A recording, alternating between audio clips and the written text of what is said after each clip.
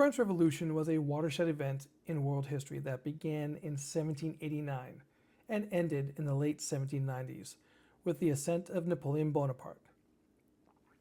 Triggered by the storming of the Bastille in July 1789, the revolution was driven by a volatile mix of philosophical Enlightenment ideas, an unpopular absolute monarchy, and a deeply unfair taxation system.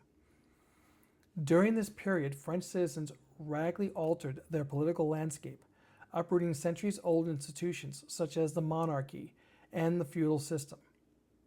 Pre-revolutionary France operated under a rigid three-estate system where the clergy and nobility enjoyed vast land ownership and exemptions, while the third estate, comprising commoners and peasants, bore the nearly exclusive burden of the tally tax. This economic disparity pushed to a breaking point by disastrous crop yields in 1788 and soaring bread prices, which consumed up to 80% of a typical wage earner's budget. While the royal court at Versailles maintained an opulent lifestyle, ordinary citizens faced extreme poverty and limited political power. This period of upheaval also saw radical social experiments, including the temporary adoption of decimal time in 1793, which divided days into 10 hours, and the rise of the guillotine, a device ironically proposed by Joseph Ignace Guillotin to make executions more humane. Contemporary alliances between the US government, major corporations, and the elite or Trump-Epstein class have fostered a modern iteration of the three-estate system, characterized by a state of wage stagnation where the ability to earn a living wage is treated as a selective privilege rather than a fundamental right. In the United States, wage stagnation describes a persistent trend beginning in the 1970s, where the inflation-adjusted hourly compensation for the average worker has remained largely static, even as productivity continued to climb. This period saw significant financial accumulation for the top-tier earners, while middle and lower-class income brackets experienced minimal growth. By the year 2025, approximately 73% of the workforce indicated they were unable to meet basic living costs, frequently turning to debt as a primary survival mechanism. This is an untenable way to run a society in terms of economic stability. On April 7th, a disgruntled employee ignited a fire at Kimberly-Clark warehouse in Ontario, California, primarily housing paper goods such as bathroom tissue. The facility was captured in a widely circulated video showing Shamel Abdul Karim's hands setting stacks of inventory ablaze. Throughout the recording, Abdul Karim is heard repeating, "All you had to do was pay us enough to live."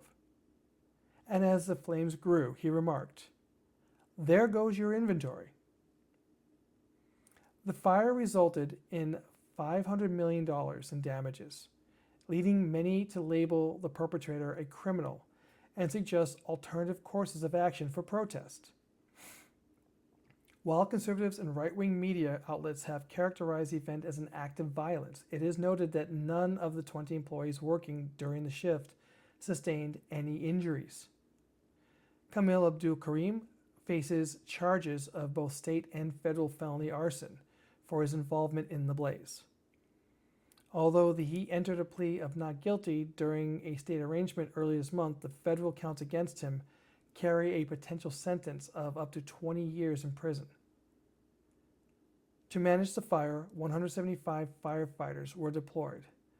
Fortunately, no injuries were reported. During a press conference regarding the case, the first assistant U.S. attorney for the Central District of California stated, "Look, America is founded on free enterprise and capitalism. Anyone who attacks our values, our way of life, our system which provides the best goods and services to the most people, we're going to come after aggressively." Placing this within a historical framework, The destruction of corporate property has often been hailed as a pivotal moment that contributed to the founding of the United States. As we cast the East India Company's tea into the Boston Harbor, the cry, "No taxation without representation," echoed, an act the British Crown deemed violent. Once saturated by the brackish harbor water, the tea was effectively ruined. Today, this event is celebrated. In the region, even elementary school students participate in field trips where they toss simulated tea crates overboard while learning about the heroism of those involved. Motivated by severe economic conditions, this act of property destruction was the work of individuals who refused to survive on mere leftovers, while the affluent profited from their labor. While the Boston Tea Party is often viewed through a similar lens of economic defiance, it remains relatively subdued as an event when measured against the sheer scale and intensity of the French Revolution. Incidents of this nature are becoming more frequent. By the time the script was finalized, a minimum of 40 warehouse fires had been documented and linked to comparable motives and justifications. The timing of these events is critical, occurring just as a conflict in Iran and the shutdown of the Strait of Hormuz are expected to trigger significant price increases and supply chain disruptions. When these geopolitical factors merge with existing artificial inflation, the resulting financial pressure may soon leave a vast segment of the American population unable to afford essential items, such as food and life-saving medication. The damaged and often destroyed facilities primarily functioned as a highly efficiency distribution hubs designed to house goods intended for retail via the just-in-time logistics framework. This pull inventory methodology is demand-driven, ensuring that products and materials are received and dispatched precisely at the moment of necessity to minimize waste and storage expenditures. To achieve such streamlined operational efficiency and reduced inventory overhead, the system necessitates precise forecasting, seamless supplier integration, and a highly effective transportation network. The persistent fragmentation of the supply chain is poised to exacerbate the strain on the populace already grappling with financial instability, as a growing number of people feel alienated by the prevailing economic structure. The momentum toward extreme measures becomes virtually unavoidable.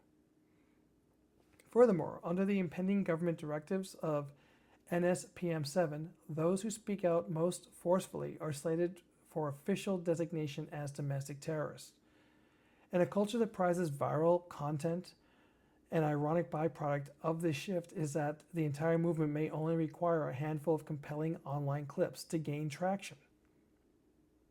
The third estate represents the true essence of the nation.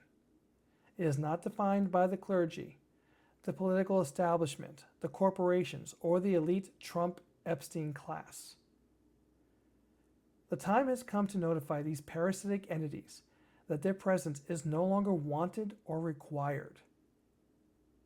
Van Jones said, "Stop using your phones and laptops as toys, and use them to start a revolution." That's all for this week. Until next time, remember, silence is compliance. Your voice is vital. Stand up, speak out, strike back. They don't know what they started. If you appreciate this content, please like, share, and subscribe. For updates, ring the bell. Your support truly helps the channel.